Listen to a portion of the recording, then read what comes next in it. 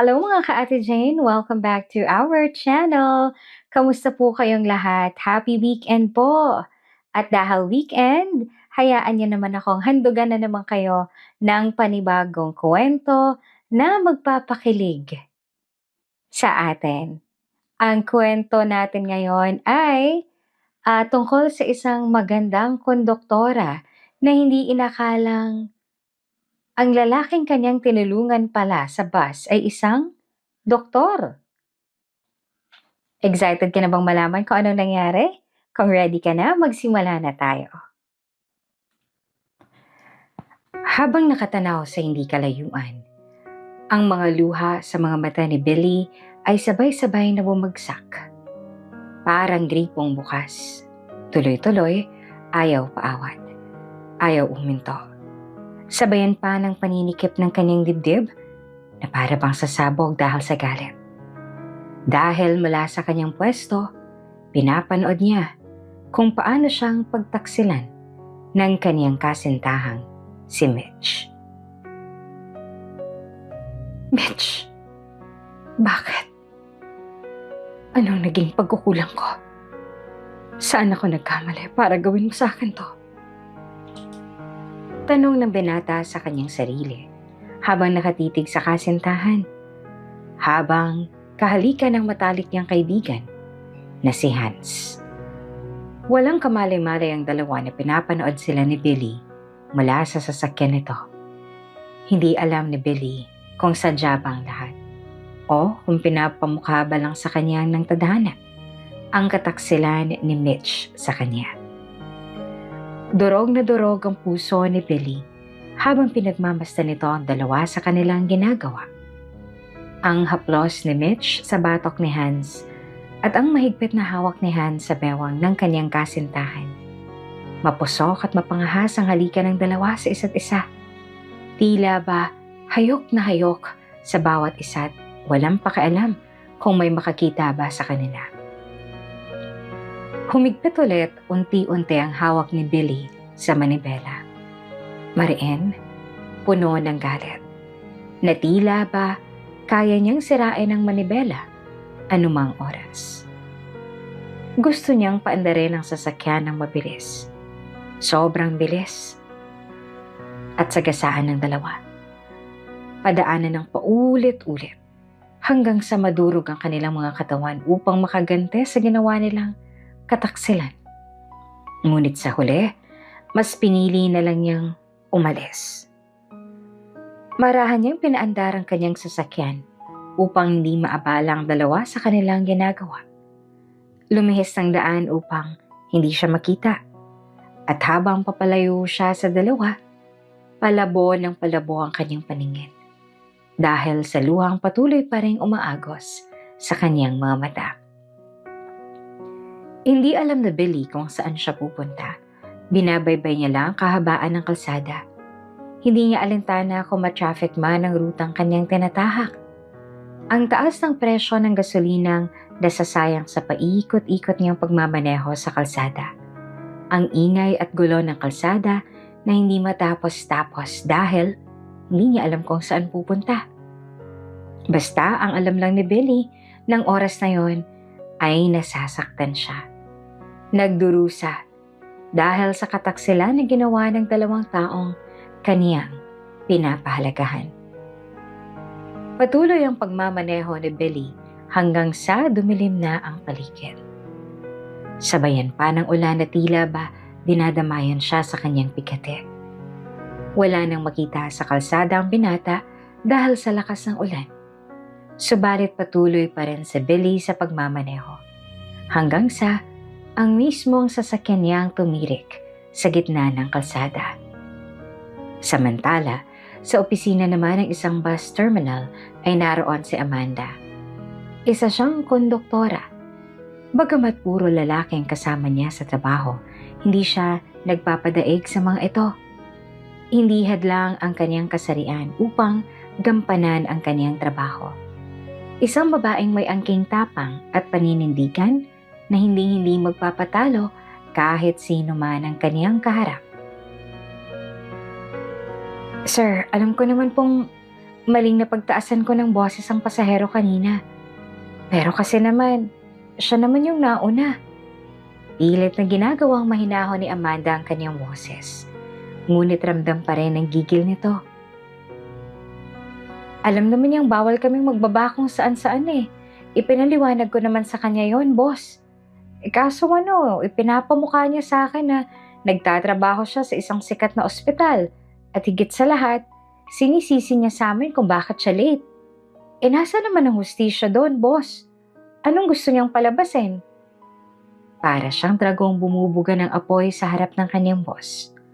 Namumula na rin ang kanyang tenga at pisngi sa inis. Nareklamo siya ng isa sa kanilang pasahero kaninang umaga sa kadahilanang pinahiya raw ito umano ni Amanda sa harap ng maraming tao at hindi pinababa agad. Nakarating sa opisina ng terminal ang reklamo at gustong ipasuspende si Amanda dahil sa masama nitong ugali. Sir, ayos lang sana kung sagot niya kami pag hinuli kami ng enforcer. Kaso hindi naman. Makasarili siyang tao. At saka, kasalanan ba naming malate siya? Hindi lang naman siyang pasahero ng oras na yun Puno kaya yung bus at alam nilang doon ang tamang babaan. Siya lang ang bukod tanging nagreklamo. Gigil nitong dagdag na halos pumutok ng ugat sa leeg dahil sa gigil. Napahawak na lang sa kanyang sentido ang boss. Alam niyang may punto si Amanda. Ginagawa lang nito ang kanyang trabaho ng tama. Subalit sabi nga nila, customer is always right. Sige, ganito na lang. Ililipat muna kita ng ruta. Hindi ka muna dito sa Maynila. Magprobinsya ka na muna para maiwasan natin ang ganitong pangyayari. Hindi kasi malabong masakay ulit sa bus natin ang lalaking yon. Mas naging seryoso ang mukha ng boss ni Amanda at mas lumalim ang boses. Alam ko namang ginagawa mo lang ang trabaho mo. Pero Amanda, pasahero natin siya. Nahinto si Amanda at natauhan. Pero hayaan mo na. Gagawin ko na lang ng paraan to. At ngayon lang to naiintindihan mo. Ani ng boss ni Amanda. Hindi ito patas. Tila ba nakakababa ng dignidad dahil nasa mali na nga ang lalaki nagrereklamo, ngunit sa huli ay siya pa rin ang dapat na panigan. Ayos lang ba sa'yo yun, Amanda? Naiintindihan mo ba ang mga sinabi ko? Ulit na tanong ng boss. Masakit man ito para kay Amanda ay wala siyang magagawa. Empleyado lang siya pati na rin ang kanyang boss. Ayaw naman niyang lumaki pang gulo kaya nagparaya na lamang ito. Opo, wala pong problema. Mahinahong sagot ni Amanda. Saang ruta naman po ako mapupunta? Palusena kita ilalagay. Last trip ang biyahe mo. Tura ng boss ni Amanda. Matapos mag-usap ni Amanda at ang kanyang boss, ay lumabas ito ng opisina at agad siyang sinalubong ng matalik niyang kaibigang si Joel. Amanda, anong nangyari? Nag-aalala nitong sabi. Ayun, napagalitan lang naman ako ng konti pero naiintindihan ko naman si boss sa nangyari. Nakakainis lang talaga dahil ang lalaking yun pa rin ang papanigan ng terminal. At ako pa, kailangang mag-adjust. Nakakainis talaga. Pero pasalamat na lang din ako kasi hindi ako nasuspinde. Yun nga lang, nalipat ako ng ruta. Saan ka na ngayon? Hindi sumagot si Amanda at huminga lang ng malalim. Tumitig kay Joel na para bang matamlay at walang ganang pumasok. Nako, mukhang alam ko na kung saan na. Doon ba sa lugar ng tiyahin mong mababait? Tumango na lamang si Amanda. 7:00 na ng gabi at malakas pa ang ulan. Kailangan ng maghanda ni Amanda para sa biyahe niya mamaya. Napagpasyahan nitong sa employees' quarters na lang matulog upang makatipid sa pamasahe. Pumunta muna ito sa bilihan ng mga pagkain upang may pantawid gutom. Habang naghihintay ng kanyang kakainin, ay may napansin si Amanda ang lalaki. Nakaupo lang ito sa upuan ng terminal. Tulala, walang bagaheng dala. Parang galing opisina sa suot nitong polong puti at itim na slacks. Ngunit, kapansin-pansin ring basang-basa ito ng ulan. Napukaw nito ang atensyon ni Amanda at nais niya itong lapitan, subalit biglang nagdalawang isip ang dalaga. Wag na nga lang. Marami na ako problemang iniisip, dadagdagan ko pa ba? Wika nito sa kanyang sarili. Ilang minutong tulala si Billy sa loob ng sasakyan matapos itong tumirik sa gitna ng kalsada. Wala siyang pakialam sa malakas na busina ng mga sasakyan sa likuran. Hanggang sa kinatok na siya ng isang lalaki. Doon lang natauhan si Billy na tumirik na pala ang kaniyang sasakyan. Lumabas si Billy ng sasakyan. Akala ng lalaki ay hihingi ito ng paumanhin at gagawa ng paraan upang ilagay sa gilid ang sasakyan. Ngunit, laking gulat nito nang ibigay ni Billy ang susi ng kanyang sasakyan at naglakad sa gitna ng kalsada. Sa ilalim ng malakas na ulan. Naglalakad na binabaybay ni Billy ang kahabaan ng kalsada. Walang pakialam sa mga taong bumubusina at sumisigaw sa kanya. Kahit ilang beses na siyang muntik ng masagasaan. Walang pakialam kahit basang-basa na siya ng malakas na ulan. At halos tangayin na ng hangin ang katawan. Sa gitna ng malakas na ulan at matatalim na kulog at kidlat, tila ba lamanhid ang kanyang buong pagkatao. Hindi niya alintana ang malamig na hangin at basa niyang katawan. Habang siya rin ay naglalakad, ang pagtulo ng kanyang luha ay walang humpay.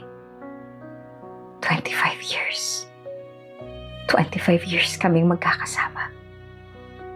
Halos buong buhay ko sa kanila umikot. 7 years naging kami ni Mitch. Sa 7 years na yan, sa kanya ko binuhos lahat ng oras at atensyon ko. Ginawa ko lahat para tumagal kami at alam ko, una pa lang, siya na ang gusto ko makasama hanggang pagtanda. Mula pagkabata, alam na ni Hans kung gaano kong kagusto si Mitch. Alam na ni Mitch na si Hans ang pinakamatalik kong kaibigan. Pero bakit? Bakit nagawa pa rin nila akong lokohin? Anong ginawa ko sa kanila para gawin nila sa akin to? Ano? Bakit? Bakit sa lahat ng tao sa mundo sila pa? Sila pang nanakit sa akin ng ganito? Ito ang mga katanungang umuugong sa isipan ni Billy habang siya ay naglalakad. Hindi niya alam kung saan siya dadalhin ng kanyang mga paa. Ni gutom ay hindi niya nararamdaman. Nanunuot ang sakit ng pagkabigo sa kanyang kalamnan na para bang hanggang buto ang sakit na kanyang nadarama. Sa kanyang paglakad, napadpad si Billy sa isang bus terminal. Nakita na lang ni Billy ang sariling nakatayo sa harap nito. Hoy, sir, kung magpapakamatay ka, huwag dito sa tapat ng terminal. Sigaw ng konduktor sabay busina naman ng driver ng malakas. Palabas na kasi ang isang bus at nakaharang si Billy sa daraanan nito. Wala namang sabi-sabing tumabi si Billy. Nagulat sa pagbusina ay hindi makikita sa kanyang muka. Pati ata pagkakaroon ng reaksyon ay nawala na rin sa kanya. Dumaan ang bus. Sinundan lang ni Billy ng tingin ng bus na papaalis. Lumakad na pasulong si Billy. Hindi na papuntang kalsada kung hindi papasok ng terminal. Pinagtitinginan siya ng mga tao sa terminal. Sino ba namang hindi mapapalingon sa kanyang itsura? Basang-basa ang damit, mula ulo hanggang sapatos. Halatang sinuong ang malakas na ulan kung saan habang naglalakad. Ngunit sa kabila nito, wala pa rin pakialam si Billy. Dumiretso ito sa bilihan ng ticket. Miss, ano pong bus ang may pinakamalayong biyahe ngayon? Yung malapit nang umalis? Tanong ni Billy. Biyaheng Lucena po, mamayang 12:00 ng gabi. Last trip. Sagot ng teller. Tumulala si Billy, waring hindi alam kung bibili ba siya ng ticket o hindi. Kumunot naman ang noo ng teller. Hindi niya alam kung naiintindihan ba siya ni Billy o kailangan niyang ulitin ang kanyang sinabi. Habang nakatulala ay hindi alam ni Billy kung bakit siya bibili ng ticket. Kung saang lugar ba ang Lucena? Bakit ba siya doon pupunta? Basta, ang alam niya lang, gusto niyang lumayo sa lugar na to. Malayong malayo. Sir, bibili po ba kayo ng ticket? Tanong ng teller. Mag-alas 12 na ng gabi. Nakahanda na rin si Amanda sa kanyang pagbiyahe. Oh, yung may mga ticket po natin, mga sir, mga ma'am, pakihanda na po para tuloy-tuloy na po ang biyahe natin. Sigaw ni Amanda sa loob ng bus. Ilang minuto na lang kasi, aalis na sila. Kumilos naman ang mga pasahero at inilabas na ang kani-kanilang mga tiket. Kasabay ng paglibot ni Amanda sa loob ng bus, ay kinokolekta na ang mga tiket. Habang ginagawa ito ni Amanda, ay napasulyap ang dalaga sa bintana. Laking gulat niya dahil nandoon pa rin ang lalaking nakita niya kanina. Hala, nandoon pa rin siya? Wika nito sa kanyang isipan. Habang patuloy sa pangongolekta ng tiket, ay hindi naman maiwasang sulyapan ni Amanda ang lalaki sa terminal. Hanggang sa may isang pasaherong napansin ang pagtingin niya sa labas. Kanina pa po yan nandyan, tulala. Hindi naman siya mukhang pulube. Maayos naman ang damit niya. Yun nga lang, parang basa ng ulan. Ganun po ba? Baka may hinihintay lang. Ani Amanda habang pinagpapatuloy ang kanyang ginagawa. Hanggang ganitong oras? Pagtataka ng pasahero. Opo. Yung parang sa mga pelikula, diba? Yung naghihintayan yung magsyota sa terminal ng bus? Birong sabi ni Amanda sa pasahero. Sa totoo lang ay nakakaramdam ng awa si Amanda sa lalaking kanyang natatanaw mula sa terminal. Pakiramdam niya kasi ay pinagsakloban nito ng langit at lupa. Gusto niya itong muling lapitan. Tanungin kung anong pinagdadaanan nito sa buhay. Ngunit wala siyang sapat na dahilan para gawin ito dahil hindi sila magkakalala. Alangan namang sabihin niya ang dahil sa awa. At paano kung tama ang kanyang hinala na may hinihintay lang itong girlfriend? At kung gano'n na nga, panira pa siya ng moment. Aalis ng bus. Sinara ng pinto at nakapwesto na rin si Amanda sa kanyang upuan. Nang biglang may isang lalaking humabol na sumakay ng bus. Teka lang, sasakay po ako. Sigaw ng lalaki. Biglang huminto ang bus. Mabuti na lang at hindi nito nasagasaan ng lalaki dahil bigla ba naman itong humarang sa daraanan ng bus? Nagulat ang karamihan ng pasahero. Pinagbuksan nila ang lalaking humabol sa bus at naking gulat ni Amanda dahil ang lalaking humabol sa bus ay ang lalaking kanina pang nakatulala sa terminal. Ilang oras nang nakatitig sa kawalan si Billy. Hawak ang ticket niya papuntang Lucena City. Hindi siya pamilyar sa lugar.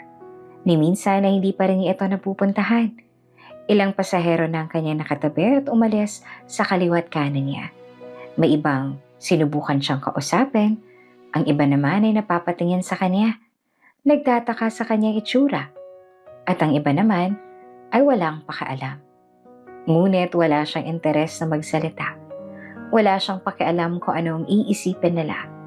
Dahil nanunuot pa rin sa kanyang isipan ang nakita niyang kataksalan. Ramdam niyang ang tubig ulan sa kanyang damit ay natuyo na. Malamig ang kanyang pakiramdam. Nanunuot na rin ang sakit ng kanyang ulo. Nanginginit na rin ang kanyang mga mata. Ngunit mas nananaig pa rin ang sakit sa kanyang puso. Lucena! Lucena! Paalis na! Sigaw ng isang babae mula sa bus. Napatingin si Billy sa kinaroroonan ng tinig. Nakita niya ang isang babaeng nakadungaw sa entrada ng bus. Sumisigaw para magtawag ng pasahero.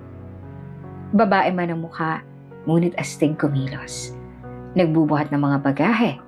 Nagkakarga ng mga sakot kahon. Pwede pala talagang maging konduktor ang babae ngayon? Tanong niya sa kanyang isipan. Sa haba ng oras na siya ay nakatulala, tanging ito lang ang pumukaw ng kaniyang atensyon. Nakatitig lang siya sa bus na yon hanggang sa umalis. Nakatitig sa babaeng konduktor. At nang mabasa niya ang plaka sa unahan ng bus, doon niya napagtanto na ito pala ang bus na sasakyan niya. Kaya mabilis siyang tumakbo at hinarang ang bus. Sa kanyang pag-akyat nakita niyang nakatitig ang lahat sa kanya. Ngunit wala siyang pakialam at diretso lang siya sa paghahanap ng bakanteng upuan. Sa likod na lang po ang bakante, wika ng konduktora na si Amanda. Umandar na ang bus. Naging maganda naman ang takbo nila maliban lang sa ilang paghinto dahil sa lakas ng ulan. Wala namang naging angal ang mga pasahero dahil para din naman ito sa kanilang kaligtasan. Samot-sari ang makikitang ginagawa ng mga pasahero sa loob ng bus. Ang iba ay natutulog, ang iba naman ay nagsuscroll sa kanilang cellphone at ang iba naman ay nagkakwentuhan. Nanonood sa kanilang mga gadget at kung ano-ano pa. Subalit si Amanda hindi maiwasang hindi sulyapan ng lalaking huling sumakay ng bus. Amanda, kilala mo ba yung huling sumakay? Tanong ng driver ng bus. Hindi po, pero kanina ko pa po siya nakita sa terminal. Nung kasagsagan ng ulan. Tapos po nung nangungulekta ako ng ticket. Sabi nung isang pasahero natin, katabi raw nila yung lalaking yon sa terminal. Tulala lang siya. Ayos lang po kaya siya? Tanong ni Amanda. Abay malay ko. Kung gusto mong malaman ng sagot sa tanong mo, wala namang masamang magtanong. Alalahanin mo 5 oras tayong magkakasama sa bus na to. At mukhang mas matatagalan pa nga dahil sa lakas ng ulan. Ani ng driver. Hindi alam ni Amanda kung tama ba ang kanyang gustong gawin. Ngunit, hindi talaga siya mapakali. Parang may bumubulong sa kanya na kausapin ang lalaki. Subalit, tuwing lalapit siya dito, ay bigla niyang tatanungin ng kanyang sarili. Ano na naman kayang kanyang sasabihin? At bakit ba niya gustong tanungin ang lalaki? May mapapala ba siya kung malalaman niyang pinagdadaanan nito? Huminto muna ang bus sa gasolinahan. Maraming bumaba upang bumili ng pagkain. Ang iba naman ay nag-CR. At ang karamihan ay bumaba upang mag-una. Halos si Amanda at ang lalaki lang ay natira sa loob ng bus. Dahil pati ang driver ay bumaba. Nakapwesto na si Amanda sa may likod, nakatanaw sa lalaki. Nang mga sandali rin yon, nakatanaw naman ang lalaki sa labas. Pinagmamasta ng mga kapwa pasahero niya na nasa labas. May kailangan ka ba sa akin? Tanong ni Billy habang nakatanaw pa rin sa labas. Nakita niya si Amanda sa pamamagitan ng refleksyon nito sa bintana na gawa sa salamin. Titig na titig sa kanya. Nataranta si Amanda. Doon niya napagtanto na nakikita pala siya ni Billy sa pamamagitan ng salaming bintana. Wala naman po sir. Ano kasi parang nakita kita sa terminal kanina. Ikaw ba yun? Tanong ni Amanda. Napapikat si Amanda dahil napagtanto niyang may mali sa kanyang tanong. Malamang makikita niya talagang lalaki sa terminal dahil kailangan niyang bumili ng ticket upang makasakay ng bus. Tumingin lang sa kanya si Billy at hindi sinagot ang kanyang tanong. Napakagat na lang si Amanda ng kanyang labi at gusto na lang niyang lumubog sa lupa. Bumaling na lang ito sa harap at inisip na imahinasyon niya lang na kinakausap niya ang lalaki kanina. Matapos ng halos 6 na oras, sa wakas ay nakarating na rin sila sa Lucena City. Amanda, ako nang bahala na tumulong magbaba ng mga bagahe. Pakitingnan na lang yung loob ng bus kung may mga naiwan bang gamit para masurrender natin kaagad sa lost and found. Utos ng driver. Sige po, magwawalis na rin po ako sa loob para mamaya lalarga na lang tayo. Ilang oras po bang pahinga natin? Tanong ni Amanda. Nag-request ako na last trip ulit ang biyahe natin. Bala ko kasing dalawin muna ang kamag-anak ko dito. Kaya kahit mamayang gabi ka na magwalis sa loob, mamasyal ka muna dito. Maraming magagandang lugar dito at masasarap ang pagkain. Tumango-tango si Amanda at sinunod ang utos ng driver. 6:00 pasado pa lang noong umaga at marami pa siyang oras kung mamayang 12:00 pa ng gabi ulit ang biyahe nila. Sa totoo lang ay wala naman siyang balak maglibot sa lugar. Walang interes. Kaya mukhang sa quarters na lang siya mamamalagi upang magpahinga. Habang naglilibot sa loob ng bus, ay sinabay na rin ni Amanda ang paglilinis. Samot-saring kalat ang kanyang nakuha. At nang nasa may likod na siya ng bus, laking gulat niya nang makita ang lalaki. Nakahiga, yakap ang sarili. Sir, nasa terminal na po tayo. Baba na po kayo. Tawag ni Amanda kay Billy habang dinadampot ang mga basura na kalapit nito. Hindi naman umiimik si Billy. Tila ba tulog na tulog ito, kaya naman hinawakan ni Amanda ang balikat nito upang yugyugin. Subalit sa kanyang paghawak, para pa siyang napaso dahil sa sobrang init nito. Sir? Sir, ayos lang po ba kayo? Nilalagnat po kayo. Wika ni Amanda upang magising si Billy. Inaapoy na ng lagnat si Billy. Hindi alam ni Amanda kung anong pwede niyang gawin. Hindi naman niya pwedeng dalhin sa employees' quarters si Billy dahil bawal iyon sa kanilang patakaran. Paglabas niya ng bus, tatanungin niya dapat ang driver kung anong pwede niyang gawin, ngunit wala na rin ito at malamang ay pinuntahan na ang kanyang kamag-anak. Wala siyang ibang kakilala sa terminal kaya naisipan na lang nitong tawagan si Joel. Teka, huminahon ka Amanda, hindi kita maintindihan, sabi ni Joel pagkasagot nito ng tawag. Ano bang hindi mo maintindihan sa kwento ko? Sabi ko, may kasama akong pasahero dito na galing Maynila. Inaapoy siya ng lagnat. Anong gagawin ko? Gigil na may halong tarantang sabi ni Amanda. Na hindi ko kakilala tong lalaking to. At bukod doon, hindi ko alam kung bakit ba ako natataranta. Di dalhin mo sa ospital, tas doon mo na lang iwan. Sabi mo naman diba hindi siya mukhang pulube. Ang mga nurse ang bahala sa kanya. Wala ka namang alam sa ganyan Payo ni Joel. Naimasmasan si Amanda nang marinig ang payo ni Joel. Oo nga no, bakit ba hindi ko naisip yun? Agad na binaba ni Amanda ang telepono at nagpasya na dalhin na lang si Billy sa ospital. Inakay ni Amanda si Billy pababa sa bus. Halos buhatin niya ito makarating lang sa waiting shed sa labas ng terminal. Matapos maiupo ni Amanda si Billy sa sementong upuan, ay halos gumalapay ito dahil sa panghihina. Sir, ano hong pangalan ninyo? Tanong ni Amanda.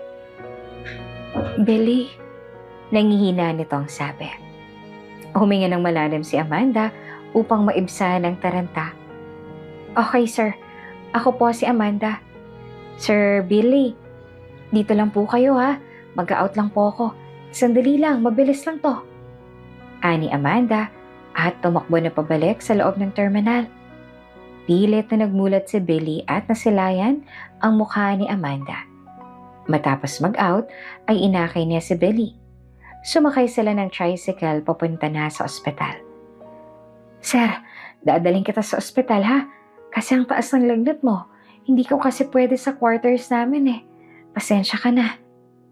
Ani ni Amanda kay Billy. Wag. Nangihina nitong sabi. Wag sa ospital, please. Huwag mo akong dalhin doon. Makaawa pa ni Billy. Ha? Ayaw mo sa ospital?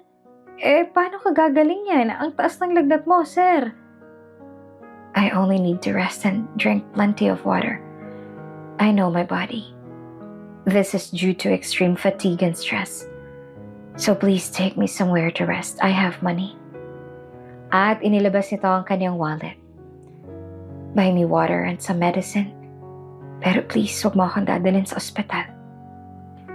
Napapikit at automatic ang kinagat ni Amanda ang kanyang labi sa baba, dala ng taranta. Dahil hindi niya na alam ang gagawin. Kung susundin ba niya ang hiling ni Billy o idediretso niya ito sa ospital. Gusto niyang magalit, ngunit sa puntong yon, walang mangyayari sa kanila kung sasabayan pa niya ito ng galit. Paano kung mamatay ka? Kasalanan ko pa? Sa taranta ay yun na lang nasabi ni Amanda. Trust me, heartbroken lang ako pero hindi ko pa oras mamatay. Puso ko lang ang namatay, hindi ang katawang lupa ko. Turaan ni Billy. Nahinto ng ilang segundo si Amanda sa paghinga dahil sa gulat. Talaga, sir? Ngayon mo pa talaga nakuhang humugot Napipikong sabi ni Amanda. Nagdesisyon si Amanda dalhin si Billy sa lugar kung saan ito maaaring makapagpahinga, tulad ng hiling nito. At iyan na nga ay ang bahay ng kamag-anak niya sa Lucena. Malapit lang ang terminal ng bus. Eto sir. Dahil ayaw magdalhin kita sa ospital, pupunta tayo sa impyerno. Sa bahay ng Chang Luz ko. Kaso hindi kanya dapat makitang ganyan. Dahil kung hindi, hindi ko alam kung saan po tayo pwedeng pumunta. Halata sa mukha ni Amanda ang labis sa pagkaaligaga. Kaya mo bang maglakad ng diretso kahit ilang minuto lang? Tanong ni Amanda pagkababa nila ng tricycle at naglalakad na sila papunta sa bahay na kanilang tutuluyan. Oo, kakayanin ko. Nangihinang sagot ni Billy. Sumigaw ito ng ilang beses at pilit na iminulat ang mga mata. Nag-unat din ito upang makagalaw ng maayos. Bago ang lahat, pwede bang Billy na lang itawag mo sa akin? Wala nang sir. Muling nahinto si Amanda. Ngayon mo pa talaga naisip yan na huwag kitang tawaging sir? Tumango si Billy. Napangirit na lang si Amanda. Sige na. Billy. Billy, okay na. Tumango si Billy. Good. Siya, tara na sa impyerno. Sa bahay. Ani ni Amanda. Aba, magaling ka rin Amanda? Ang tagal mo nang nagmamaynila tapos ngayon mo lang naisipang dumalaw dito. Anong ipinagmamalaki mo? Na may trabaho ka. Kung hindi dahil sa amin ng Changdori mo, pupulutin ka lang sa kangkungan. Masungit na salubong ng kanyang Changluz. Ngumiti lamang si Amanda at binaliwala ang pagtataray ng kanyang Changluz.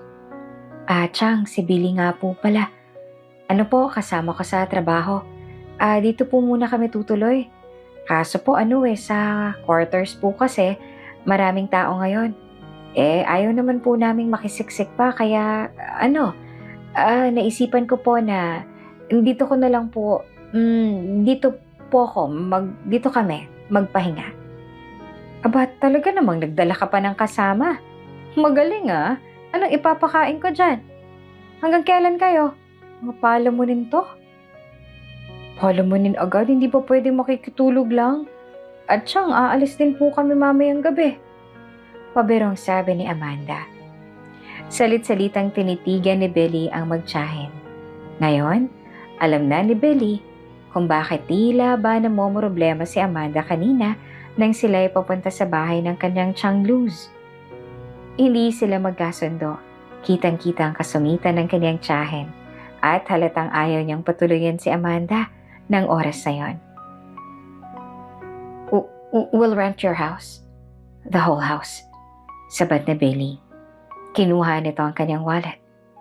Here, is 5,000. Is this enough for our stay? Halos mahulog ang panga ni Luz nang makita ang 5,000 na inabot sa kanya ni Billy. Ang masungit na tong mukha ay biglang umaliwalas at agad na hinablot ang 5,000. Bahala ka na sa buhay mo, Amanda. Siya nga pala, aalis ako ngayon, At total, andito ka rin naman. Magluto ka ng hapunan ko. At siguraduhin mong bago ako umuwi, wala na kayo dito sa bahay. Sambit nito na para bang hindi ka mag-anak ang kanyang kausap. Pikit matang tinanggap ni Amanda ang mga sinabi ng kanyang Changluz. Pumunta agad ito sa bakanting kwarto. At doon, pinahiga si Billy. Hindi naman halata ni Luz na inaapoy na ng lagnat si Billy ng mga oras na yon. dahil nakatuon na lang tingin nito sa 5,000 renta nito sa kanyang bahay. Belly, pasensya ka na sa Changluz ko Huwag ka mag-aalala. O hindi lang naman dahil sa'yo, wala akong balak pumunta dito. Wika ni Amanda habang inaalalayan si Billy na humiga. Parang kasalanan ko pang bumalik ka sa lugar na to We can get a room naman sa mga hotel dito. Sabi ko naman sa'yo, di ba may pera ako? Sabi naman ni Billy. Hotel? Patawa ka ba? Probinsya to. Nasa bayan pang mga motel. Motel Walang hotel dito. At kung alam ko lang na willing kang maglabas ng 5K, di sana nga nagmotel na lang tayo kaysa marinig po pang masayang salubong sa akin ng mabait kong tiyahin. Halatang hindi ka taga-probinsya. Kaya nagtataka ako bakit ka ba papunta dito? Tanong ni Amanda. I need to escape sa magulong mundo sa Maynila. Malungkot nito ang sabi. Ay, sana all pwedeng mag-escape pag naguguluhan na sa buhay. Ay siya, sige. Magpahinga ka na nang gumaling ka. Diyan ka na lang at bibili ako ng mga gamot mo. Ipagluluto na rin kita ng lugaw nang magkalaman naman yung tiyan mo at gumaling ka na. Alalahanin mo yung narinig natin kay Changluz, Mamayang gabi daw, dapat wala na tayo dito. Kahit nirentahan mo tong bulok na bahay to ng 5,000, kaya dapat mamaya magaling ka na. Okay? I can't promise na magaling na ako hanggang mamaya. Pero I can assure you na kaya ko na hanggang mamaya. Tura ni Billy. Imbes na makapagpahinga, inalagaan ni Amanda si Billy ng maghapon. Inalagaan ng isang estranghero na tanging pangalan lang ang kanyang alam. Mitch, bakit? Bakit mo ginawa sa akin to? Hans, anong ginawa ko sa'yo para lukuhin niyo ako ng ganito? Ungol ni Billy habang siya'y natutulog. Billy? Billy? Tawag ni Amanda upang magising si Billy. Ilang tawag pa ni Amanda ay nagmulat ang binata. Grabe ang pawis nito. Bahagyang masakit ang kanyang ulo. Nasaan ako? Sino ka? Tanong ni Billy. Hinipikan ni Amanda si Billy. Kung ikukumpara kanina, ay mas maganda ng itsura ng hipik nito kesa kanina. Billy, ako to, si Amanda. Yung konduktor sa bus. Pakilala ni Amanda. Natulala lamang ng ilang segundo si Billy at naalala na rin ang nangyari mula ng gabing yon. Para ba siyang nagising sa isang nakakatakot na panaginip. At kaharap niya ang babaeng nagligtas sa kanya sa bangungot. Now I remember. I thought I was dreaming. Mahina nitong turan. Sa sobrang taas siguro ng lagnat nyo kanina, kaya akala nyo panaginip ang lahat Pero in fairness, kahit na nilalagnat kayo kanina, nangangatwiran pa rin kayo. At apakagalante. Biro ni Amanda. Yun nga lang, kanina nung natutulog ka palagi mong binabanggit yung Mitch at Hans. Osyoso nito. Napangisin na lamang si Billy, huminga ng malalim. Wala naman siguro mawawala kung ikwento ka to sa isang stranger. Ani ni Billy sa kanyang sarili. I saw my best friend Hans and my girlfriend Mitch kissing at the parking lot. Panimula ni Billy. Parang gumuho ang mundo ko nung nakita ko yon. Hindi ko nga alam kung paano ako napunta sa terminal ng bus at bakit ko naisipang pumunta sa lugar na to. Ang alam ko lang, gusto kong lumayo.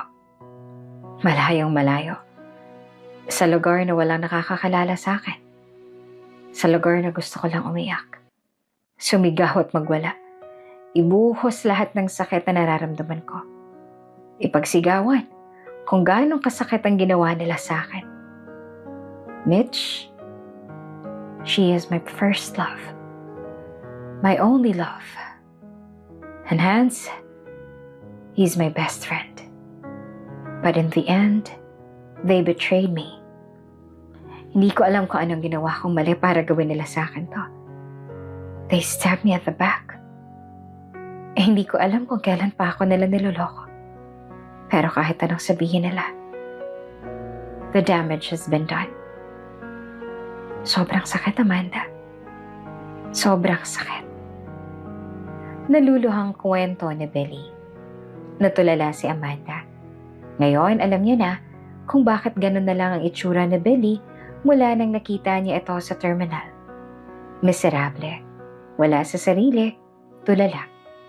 Hindi niya maisip kung gaano ba kasakit ang nararamdaman ni Billy at hindi naman niya to kilala ng personal. Nahipo ng kwento ni Billy ang kanyang puso. Awa at pagkahabag ang nararamdaman ni Amanda para kay Billy. Kitang-kita nito ang bugtong mga mata ni Billy. Ang lungkot nito na halatang sobra itong nasaktan sa ginawa sa kanya. Sorry sa nangyari sa inyo, sabi ni Amanda na halatang naaapektuhan sa kwento ni Billy. You have nothing to sorry about. Masakit ang talagang pagtaksila ng mga taong pinahalagahan mo buong buhay mo. Hindi ko nga alam kung sinong dapat sisihin eh. Hanggang sa sinisi ko na lang sarili ko dahil sobrang mahalaga sila sa akin. Malungkot na sabi ni Billy. Tuluyan na ngang nahabag si Amanda sa kwento ni Billy. Naawa, nalungkot. Gusto niyang damayan si Billy ngunit hindi niya alam kung papaano. Hatian sa sakit na nararamdaman. Upang kahit papaano ay maibisan nito pero paano? Hinawakan ni Amanda ang pisngi ni Billy. Tinitigan niya ito sa mga mata. Bakas ang lungkot dito. Sakit at bigati. May galit ngunit mas nangingibabaw ang sakit. Wala kang kasalanan at hindi mo naman dapat sisihin ang sarili mo eh. Dahil nagmahal ka lang. Minahal mo lang si Mitch at nagtiwala ka kay Hans. Habang hinihimas ito ng banayad, ang malambot nitong pisngi. Pinapahid ang mga luhang muling pumapatak. Mga luhang tanda ng sobrang pagmamahal ni Billy sa taksil niyang kasintahan. Hinawakan ni Billy ang kamay ni Amanda. Hinimas ng konti. Naramdaman nitong seryoso at walang bahid ng pagkukunwari ang mga sinabi ni Amanda sa kanya. Sabay nag-init muli ang kanyang pakiramdam. Ngunit sa pagkakataong to, hindi na dahil sa pagod at tila magkakaroon ng sakit. Init na nagmula sa puso. Nagkatitigan ng dalawa. Nasilayan ni Billy ang morena at makinis na kutes ni Amanda. Ang matangos nitong ilong at bilugang mga mata. Matapang man ang mga titig nito ngunit ito ang isa sa nakapagpaakit sa kanya. At nang bumaba ang kanyang tingin ay napako na ang kanyang tingin sa manipis na labi ni Amanda. Nakita na lang niya ang sariling papalapit kay Amanda at tatangkain niya itong halikan. Hindi na niya mapigilan ang galaw ng kanyang katawan hanggang sa mailapat niya na ang mga labi sa labi ni Amanda. Nagulat na lamang si Amanda dahil hinayaan niya si Billy sa paghalik sa kanya. Naramdaman niya ang init ng bawat nito. Mainit, banayan, punong-puno ng pagmamahal. Hanggang sa naglakbay na ang kanilang mga kamay sa katawan ng bawat isa. At naganap ang isang mainit na tagpo sa katanghaliang tapat. Nagising si Billy dahil sa pawis na naramdaman niyang dumaloy sa kanyang leeg ng hapong yun. Sa kanyang pagmulat, nakita niya ang isang babaeng nakasiksik sa kanyang tagiliran, si Amanda. Mahimbing itong natutulog. Tila ba komportable sa kanyang pwesto. Marahan niyang inangat ang ulo nito at iniunat ang kanyang braso upang doon ito umunan. Kasabay nito ay otomatikong yumapos ang dalaga kay Billy. At lalong humimbing ang tulog nito. Habang nasa ganoon silang posisyon, ay pinagmasdan ni Billy ang mukha ni Amanda. Banayad na hinawi ang mga buhok na nakatabon sa mukha nito. At marahang hinimas ang balikat. Hindi siya makapaniwala na hahantong ang lahat sa ganito. Hindi niya alam na dadalhin siya ng kaniyang kalungkutan sa ganitong tagpo. Hindi niya ikakailang masaya siya at binuhos niya kay Amanda ang lahat. Mula sa galit hanggang sa maramdaman niya ang saya. Ang init na ngayon lang niya muling naramdaman. Hinayaan niya si Amanda ang gawin lahat ng kaniyang nais. Alam niyang nasasaktan ito noong umpisa, ngunit nagtiwala si Amanda sa kanya upang maabot ang rurok ng kaligayahan. Hindi niya alam kung bakit niya yun nagawa at bakit pumayag si Amanda. Ngunit ang mahalaga sa kanya ng oras na yon ay tapos na ang kaniyang pagiging martyr kay Mitch. At handa na siyang bumangon at buuin muli ang kaniyang sarili. "You're very kind." Mahina nitong wika, sabay buntong hininga. Sa kabila ng saya ay unti-unti itong napalitan ng pagkabahala. Hindi niya masabing tama ang kanyang ginawa. Tila ba naging makasarili siya sa kanyang ginawa. Ngunit sa oras na yon, nakaramdam siyang muli ng pagmamahal galing sa isang tao. Galing kay Amanda. Sana nakilala kita sa ibang sitwasyon at hindi sa ganitong pagkakataon. Nito at hinalikan ng dalaga sa noo. Thank you, Amanda, sa pag-aalaga sa akin. Alam kong sobrang abalang ginawa ko, sabi ni Billy habang naglalakad sila papuntang terminal. Maayos ng pakiramdam ni Billy. May konti pa itong sinat, ngunit kaya niya na ang kanyang sarili. Madilim ang paligid at malamig ang simoy ng hangin. May mga dumaraang tricycle at jeep, ngunit hindi kasing dami ng sa Maynila. May mga batang naglalaro ng taguan sa tabi ng kalsada at may mga nanay na may dalang hanger dahil papauwiin na nila ang kanyang mga anak. Buhay probinsya na ngayon lang na silayan ni Billy. Malayo sa magulong mundo ng kaniyang kinumulatan. Wala yon, ano ka ba? At saka, may choice ba ako? Ako lang naman ang nakakita sa'yo kanina. Alangan namang pabayaan kita sa bus na nangingisay dahil sa taas ng lagnat. Nabalot ng katahimikan ng dalawa. Hindi nila alam pareho kung dapat pa ba nilang pag-usapan ang nangyari sa kanila o hayaan na lamang ito ay lumipas. Sa palagay ko, dito muna ako. Basag ni Billy sa katahimikan nila ni Amanda. Ganun ba? Pwede naman. Mababait naman ang mga tao dito. Pera lang sa tiyahin ko. Pabiro nitong sabi. Sakay ka lang ng tricycle para makarating kang bayan. Tapos may mga motel naman doon para doon ka muna tumuloy ngayong gabi. May mga kainan din doon kaya hindi ka magugutom. Bilan ni Amanda sabay ngiti kay Billy. Lubos na natuwa si Billy. Napakaswerte niya dahil si Amanda ay nakakita sa kanya habang inaapoy siya ng lagnat. Ang kabaitan nito ay hindi matatawaran. Tinuring niya itong isang malaking utang na loob at balang araw ay masusuklian din niya ito sa tamang panahon. Someday, when we meet again, I'll bring back the kindness you gave me. Huminto ang dalawa dahil malapit na sila sa terminal. Ano ka ba? Hindi naman ako humihingi ng kapalit. Masaya ako dahil nakatulong ako. Ngiting-ngiti naman na sabi ni Amanda. Pinara ni Amanda ang isang tricycle na dumaan. Binili na ng tricycle driver na ibaba si Billy sa bayan. Kumaway pa nga si Billy bilang paalam kay Amanda. At sinundan ni Amanda ng tingin ng tricycle na lulan si Billy. Napahawak si Amanda sa kanyang dibdib. Dahil hanggang sa mga oras na yon, hindi pa rin mawala sa kanyang pakiramdam ang matipunong yakap sa kanya ni Billy. Ang mainit itong bisig na yumapos sa kanyang balingkinitang katawan. Ang mga halik nitong banayad na ngayon niya lang natikman. Ang pag-angkin nito, para siyang nananaginip at ayaw niya nang magising. Gusto na lang niyang manatili sa mga bisig ni Billy at iwan ang masalimuot na buhay na kanyang dinadanas. Subalit alam niyang hindi kailanman yon mangyayari. Alam niyang may katapusan ang lahat. Tila ba, pinatikim lang kay Amanda ang mga sandaling yon upang makapagpahinga siya sa mundong masalimuot na kanyang ginagalawan.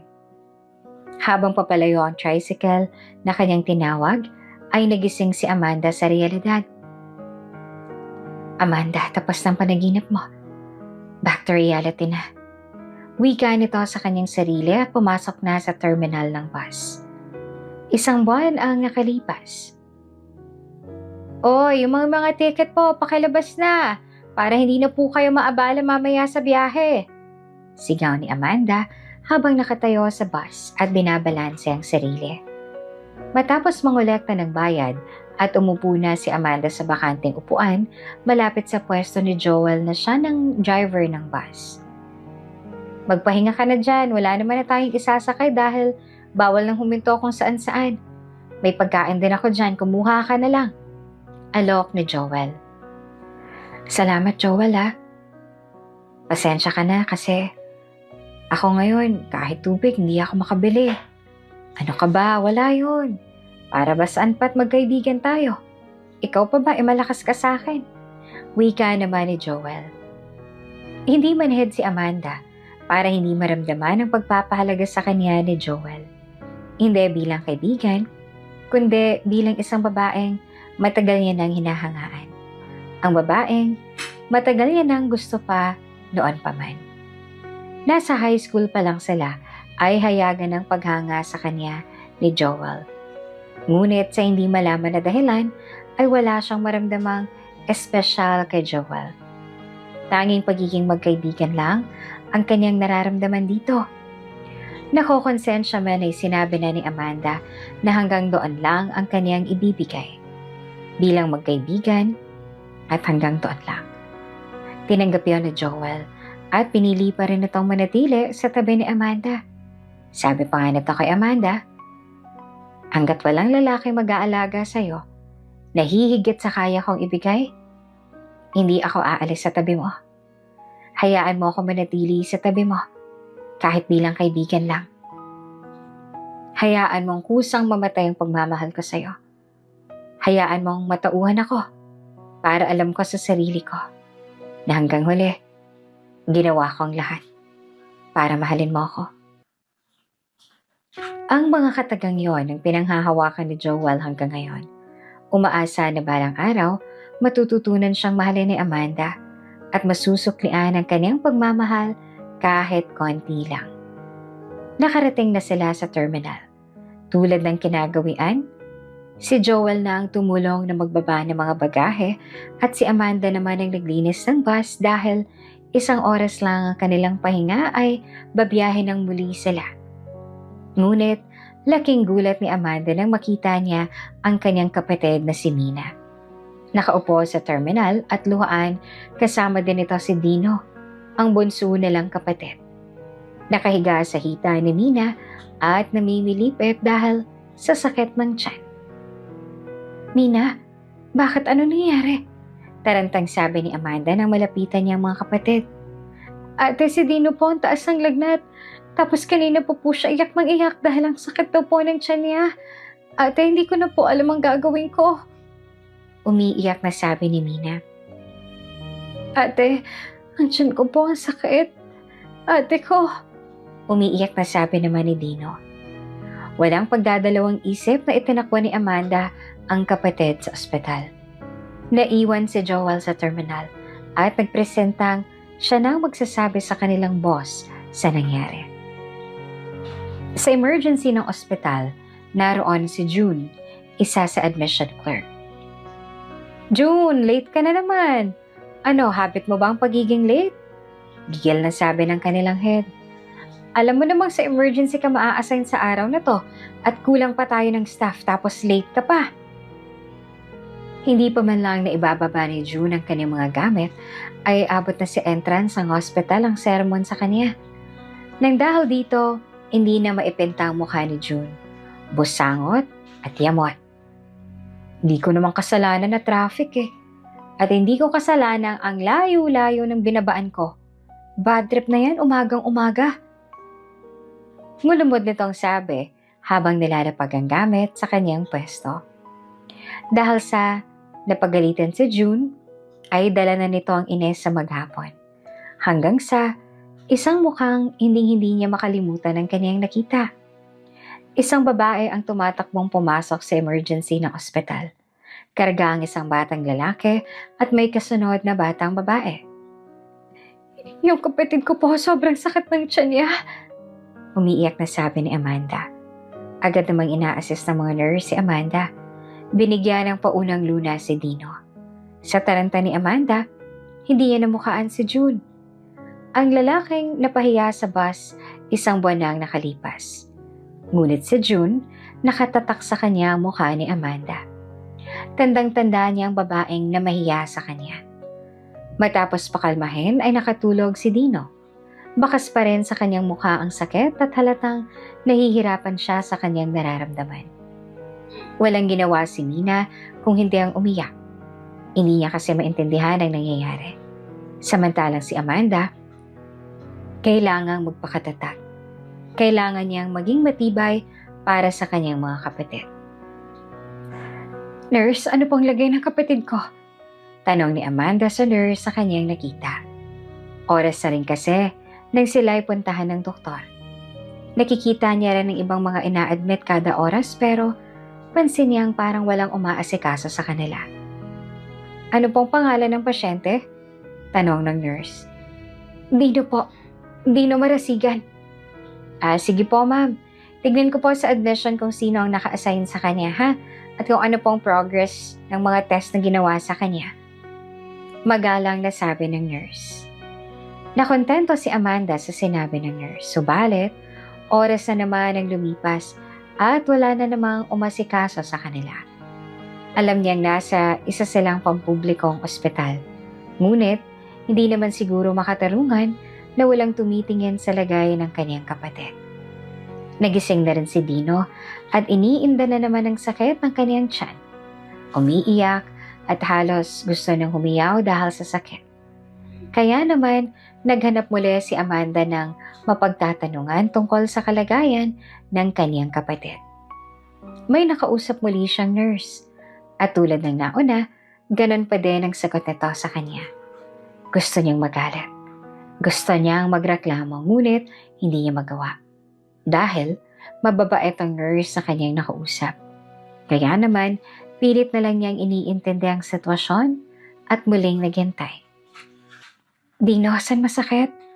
Tanong ni Amanda kay Dino nang hindi na talaga nito kaya ang sakit. Ate, dito po sa may kanan, sa baba ng tiyan. Ang sakit ho, sobrang sakit. Umiiyak na tong sabi.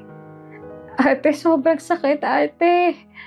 Daing nito habang lumuluha.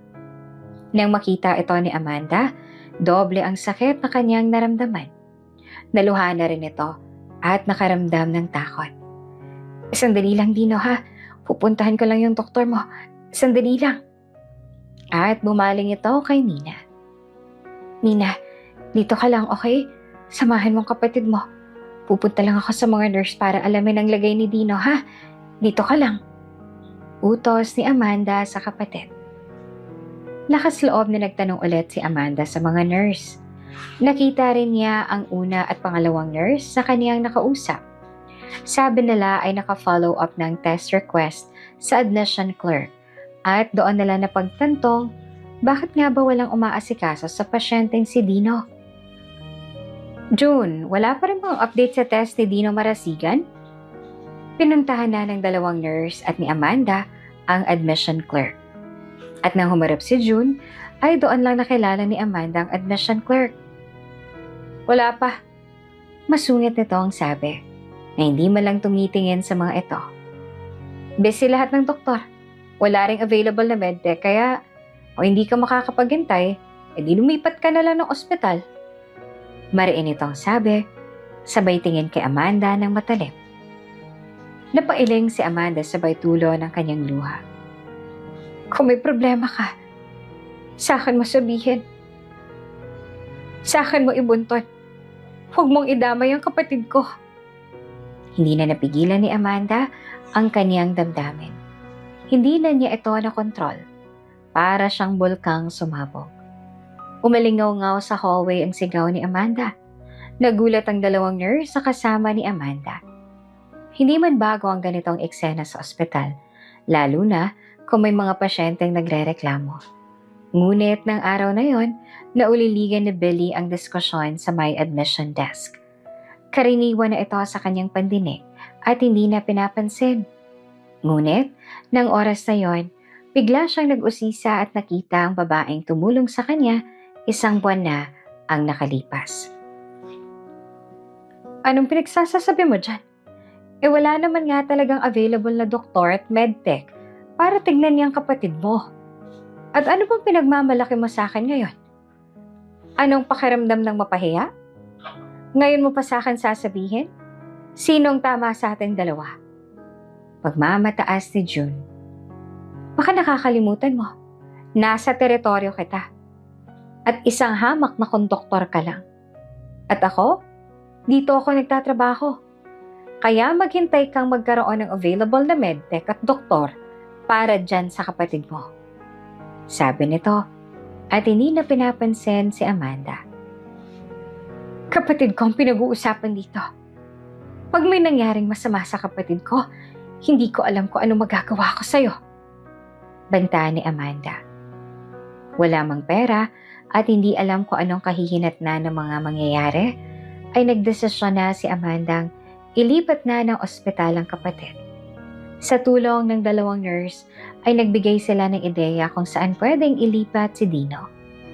Pupuntahan na nila si Dino nang laking gulat nila dahil wala na ito sa kanyang kama. Dino? Dino? Nataranta si Amanda. Ma'am, kayo po bang kapatid ni Dino? Tanong naman ng isang nurse na nag-aayos na ngayon ng kama. Oo, ako nga, nasaan ang kapatid ko? Tanong ni Amanda na sobrang natataranta sa nangyayari. Nasa operating room na po siya, ma'am. Malapit na po kasing mag-rupture ang appendix niya, kaya kailangan ng urgent operation. Paliwanag ng nurse. Operation? Opo, ma'am. Pero don't worry po about the expenses. May nag-sponsor po ng lahat ng gastos ni Dino. Samahan ko po kayo, ma'am, sa waiting area. Andun na rin po ang kapatid ninyong si Mina. Hinihintay po kayo. Aya ng nurse. Ate, salubong ni Mina kay Amanda. Nasa waiting area si Mina na nakaupo. May hawak na tinapay at juice. May styro din sa kalapit na upuan nito. Mina, niyapos niya ang kapatid ng mahigpit. Okay ka lang? Kamusta kaya si Dino? Nag-aalala nitong tanong. Sabi ni Doc Pogi, ate, magiging okay na to po si Dino pagkatapos ng operation. Sabi din ng mga nurse, si Doc Pogi daw ang pinakamagaling na doktor dito sa ospital, kaya sigurado daw po nagagaling agad si Dino. Kwento ni Mina. Habang nakikipagtalo si Amanda, ay nakita niya si Billy. Kahit nakatalikod ito mula sa kanyang kinatatayuan, ay kilala ni Billy ang boses ni Amanda. Ang matapang at palaban nitong boses na hindi magpapatalo kahit kanino man. Si Billy ay isang resident doctor sa naturang ospital. Siya rin ang pinakamagaling na surgeon at general practitioner sa ospital. Nang makita niya si Amanda ay agad niyang inalam kung sino ang pasyenteng kasama ni Amanda. Nalaman nitong ang mga test request ay nakapasa na pero hindi ito priority. Tila ba hinuhuli ang test request ni Dino at ang doktor at nurse na nakatalaga sa kanya ay binibigyan ng sunod-sunod na pasyente. Nakakitaan agad ito ng anomalya ni Billy, kaya siya na mismo ang nag-request ng mga test at ginawang urgent ang lahat. Hindi na nito pinadaan sa admission clerk. Mabilis na ginawa ang lahat. At nang makuha ni Billy ang resulta ng test, doon niya napag-alamang malapit na palang pumutok ang appendix ni Dino. Agad na umaksyon si Billy at pinahanda ang mga kailangan para maisagawa agad ang operasyon ni Dino. Habang hinahanda si Dino ay kinausap ni Billy si Mina na siyang bantay naman ito. Binigyan ng pagkain at maiinom. Ipinaliwanag ang mga nangyari at pinangakong gagawin niyang lahat para sa kapatid na si Dino. Lahat ng to ay nangyayari habang nakikipagbangayan si Amanda kay June, habang inilalaban ni Amanda ang karapatan ng kanyang kapatid sa naturang ospital.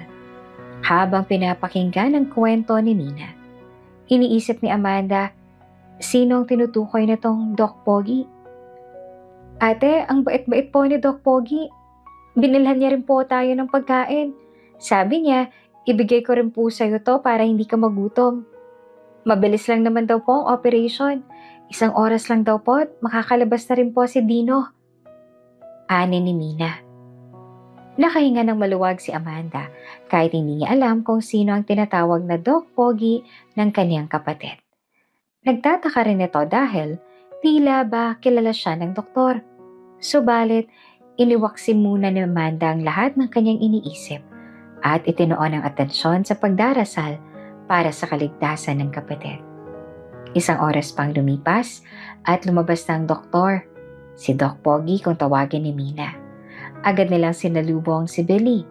Naka-face mask pa ito at nakasuot ng salamin.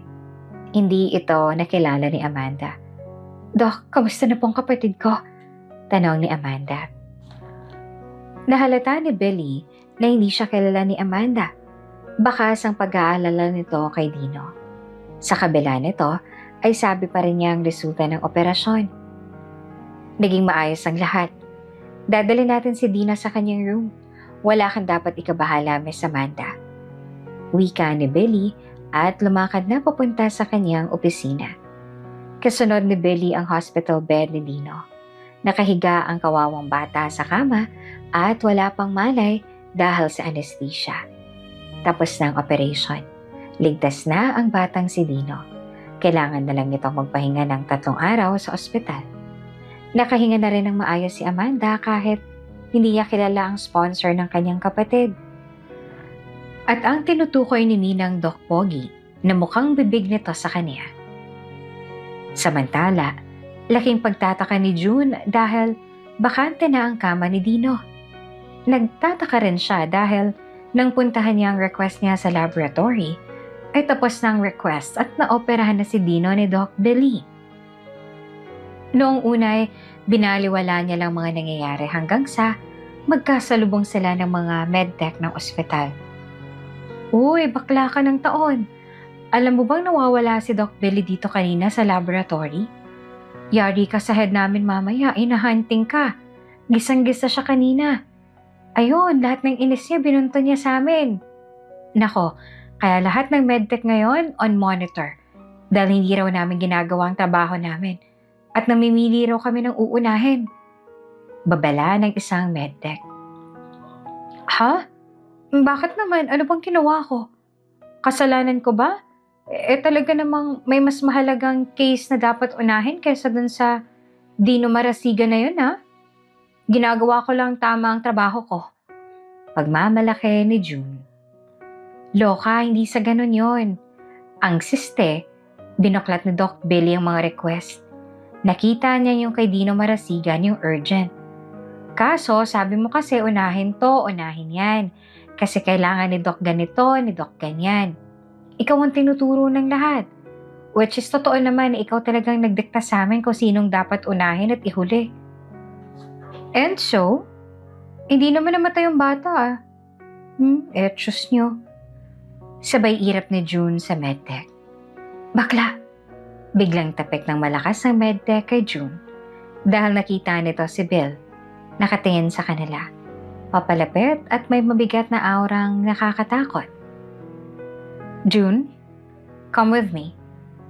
Wika ni Billy na may malalim at nakakatakot na boses. Nanginginig ang buong katawan ni June at ng medtech at mukhang ito na ang kabayaran sa ginawa ni June kay Amanda. Matapos ng kanyang trabaho, ay dumiretso si Joel sa ospital kung saan dinala ni Amanda si Dino. Miss, saan pong room ni Dino Marasigan? Tanong ni Joel sa admission clerk na nasa entrada.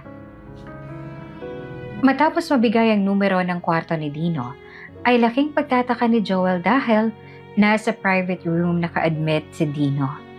Hindi naman sa minamaliit ni Joel si Amanda. Subalit alam niyang hindi nito kayang okupahin ang ganoong klase ng kwarto. Nang marating na ni Joel ang silid kung saan naka-admit si Dino, ay kumatok ito at pinagbuksan siya ni Amanda. Ikinwento ni Amanda ang nangyari. Tulog na noon ang dalawa niyang kapatid. Doon ay umiiyak na nang umiiyak si Amanda. Binuhos niya lahat ng takot at sakit na nararamdaman niya kay Joel. Sobrang takot na takot ako kanina. Hindi ko alam kung bakit dinadanas ko to. Akala ko mawawala na sa akin ang kapatid ko. Umiiyak nito ang sabi. Yung nakaaway ko sa bus, nang dahil sa kanyang muntik nang mapahamak ang kapatid ko. Mabuti na lang may mga taong tumulong sa amin kanina. Shhh! Sabay pause ni Joel sa kaibigan. Ang mahalaga, may taong busilak ang pusong tumulong sa'yo. At kung sino man siya, dapat mo siyang pasalamatan. Mabait pa rin ng Diyos dahil hindi niya kayo pinabayaan. Kinabukasan, kailangan pumunta ni Amanda sa opisina sa terminal para mag-report at mag-abisong hindi siya makakapasok ng ilang araw. Kaya naman, si Mina na lang muna ang nagbantay kay Dino. Nakaalis na si Amanda kasama nito si Joel na doon na rin natulog upang bantayan ang magkakapatid. Minuto lang ang lumipas at siya na dumating naman si Billy, ang tinatawag ni Mina na Doc Pogi. Doc Pogi! Salubong niya kay Billy. May dalang pagkain si Billy. Agahan para kay Mina at kay Amanda. Ngunit hindi na niya naabutan ang dalaga. Habang kumakain ay walang ginawa si Billy kung hindi lumingalinga. Tila may hinahanap. Nasaan ang ate mo? Tanong ni Billy. Umalis po muna siya kasi po magpapaalam po siya sa trabaho niya na ilang araw daw po siya hindi makakapasok. Kaya ako na lang po munang bantay ni Dino. Ah, ganun ba? Teka, kayo lang bang tatlong magkakasama? Nasaan ang magulang ninyo? Sunod na tanong ni Billy. Napahinto sa pagkain si Mina, napayuko at bakas ang lungkot sa mukha. Matagal na pong wala sina tatay at nanay. Dati po, nasa Lucena po kami nakatira. Sa tiyahin ko pong si Chang Luz. Kami po ni Dino ang napunta sa kanya. Tapos si ate po, sinama ng Chang Dory dito sa Maynila. Pinagpasapasahan po kaming tatlo ng 4 na taon. Hanggang nakatapos po si ate ng high school. At nang nabalitaan ni ateng hindi maganda ang trato sa amin ni Chang Luz, kinuha niya kami. Ipinaglaban po niya kami kay Chang Luz. Makuha lang kami. Hanggang sa tuluyan na kaming binigay ni Chang Luz kay ate. Kaso, hindi kami kayang buhayin ng Chang Dory. Pinapili ni Chang Dory si ate kung kami ba o pag-aaralin siya sa college. Kaming pinili ni ate. Kapalit ng pangarap niya. Habang nagkukwento, ay hindi mapigilan ni Minang umiyak. Nahabag naman si Billy sa kwento ng buhay ng magkakapatid. Kaya napilitan kaming umalis doon. Pagpapatuloy ni Mina. Si ate, naghahanap ng trabaho at naging konduktor siya sa bus terminal. Kwento ni Mina. Lalo niya nang naiintindihan ang mga pangyayari sa buhay ng magkakapatid. Subalit, sa kabila nito, nagagawa pa rin ngumiti ni Amanda at harapin ang malupit na mundo na may tapang at paninindigan. Sinamahan ni Billy si Mina balak nitong manatili hanggang sa pagbalik ni Mina. Sakto at off nito sa trabaho kaya naman hindi siya kailangan sa ospital. Sumapit ang tanghali at dumating rin si Amanda. Kumatok ito sa pinto at laking gulat nito kung sino ang sumalubong sa kanya. Billy? Gulat nito ang sabi. Hi, Amanda. Bate ni Billy na nga ang ngiti. May bitbit na pagkain si Amanda. Pinagsaluhan nila ito bilang tanghalian. Ate, magkakalala po kayo ni Doc Pogi? Tanong ni Mina sa kanyang ate. Oo, naging pasahero namin siya, kaya kilala ko siya. Maikling paliwanag ni Amanda, sabay patagong sa liyap kay Billy. Nakaramdam naman ng hiya si Amanda. Hiya dahil hindi niya akalaing magkikita silang muli ni Billy. At pagkasabik dahil hindi naman niya maitatanggi na hindi niya makalimutan ang araw na magkasama sila, isang banang nakakaraan. Wow, ang galing naman! Doc Pogi, kaya niyo po ba kami tinulungan dahil mabait ang ate ko sa inyo? Nung naging pasahero ka niya? Inosenteng tanong ni Mina. Oo, sobrang bait ng ate mo. Kaya ito na lang, nalaman kong kailangan niyo ng tulong. Walang pagdadalawang isip na tinulungan ko kayo. Tulad ng ginawa mo ng ate mo sa akin. Nakangiting sabi ni Billy kay Amanda. Matapos magtanghalian, nakatulog si Mina. Kinuha naman itong pagkakataon ni Billy upang makausap si Amanda ng masinsinan. Kamusta? Isang buwan na rin mula noong nagkita tayo? Panimula ni Billy. Masisilayan ng hiya sa mukha ng doktor. Ngunit sa kabila nito ay gusto niyang muling makwentuhan ng dalaga. Tulad ni Amanda, nakatatak pa rin sa isipan ng doktor ang lahat ng nangyari ng araw na yon. Ayos naman ako.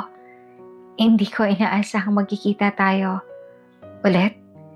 At hindi ko akalaing doktor ka pala.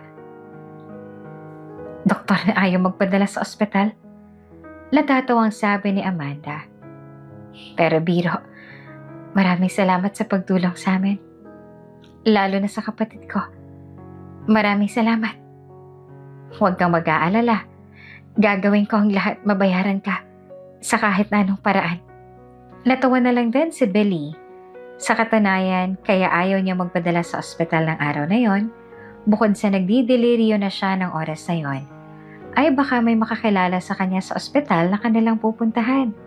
Kaya mas pinili niyang ipaubaya ang kanyang buhay sa isang babaeng hindi niya kilala. At nang dahil doon, dahil kay Amanda, nagawang mag-move on ni Billy sa kanyang taksil na kasintahan at makita ang isang buhay na simple, tahimik at payapa. Wala yon. Sabi ko naman sa'yo, diba? I'll bring back the kindness you gave to me. At bukod doon, I really want to find you. I tried to go to the terminal pero tuwing itatanong ko sa mga driver ng bus kung nasan ka, sasabihin lang nilang nasa biyahe ka. Inintay kita ng ilang beses pero biglang may tatawag sa akin at kailangan ako dito sa ospital. I thought ayaw tayong pagtagpuin ng tadhana pero kung kailan hindi ako pumunta sa terminal, saka kita nakita. At nakikipag-away sa admission clerk. Salaysay ni Billy habang tumatawa. Hindi alam ni Amanda kung maiinis pa siya o kikiligin sa kanyang mga naririnig. Parang tatalo ng puso niya sa tuwa. Ngunit hindi niya yon maaaring ipahalata. Tanging pangiti lamang ng maliit ang kanyang naging tugon sa kwento ni Billy sa kanya. Si Billy ang personal na tumingin kay Dino. Inalagaan niya ito ng mabuti hanggang sa ito ay makarecover at gumaling. Matapos ng 3 araw ay pupwede na silang lumabas ng ospital. Ihahatid ko na kayo. Total pa out naman ako. Alok ni Billy. Hindi na, kaya na namin to. Ako nang bahala sa kanila. Ani naman ni Joel na tila ba sinusungitan si Billy. Ay, ano ba kayong dalawa? Kaya ko na Biglang napahawak si Amanda sa hawakan ng hospital bed. Nakaramdam ito ng matinding hilo. Amanda, ayos ka lang? Nag-aalalang tanong ni Billy. Oo, ayos lang ako. Nahilo lang ako ng konti. Pagod lang siguro. Pinindot ni Billy ang intercom sa nursing station at nag-request ng mga tests para kay Amanda. Anong silbi ko bilang doktor kung hindi ko masisigurong nasa maayos sa kalagayan ang mga mahalagang tao sa akin? Wika nito. Nakasulumpat si Joel. Naiinis man ay sang-ayon nito sa ginawa ni Billy. Oras nang lumipas at lumabas ang resulta, kinausap ni Amanda ng doktor na tumingin sa kanya. Miss Amanda, when was the first day of your last menstruation? Nahinto si Amanda. Doon niya lang napagtanto na 1 buwan na siyang delayed. 1 buwan matapos silang magsama ni Billy sa iisang kama. 1 buwan na po yata akong delayed. Nauutal na sabi ni Amanda. Okay then, I'm requesting pregnancy test and ultrasound para makasiguro tayo. Ani ng doktor. At napahawak na lamang si Amanda sa kanyang tiyan at natulala. Samantala, Personal na inalam ni Billy ang naging resulta ng mga test ni Amanda. Hindi kasi ito mapakali at gusto niyang makasiguro sa lagay ng kalusugan nito. Pagbasa ni Billy ng mga test results, nanlaki ang mga mata ni Billy sa kanyang nakita. Amanda is pregnant? Gulat nitong sabi.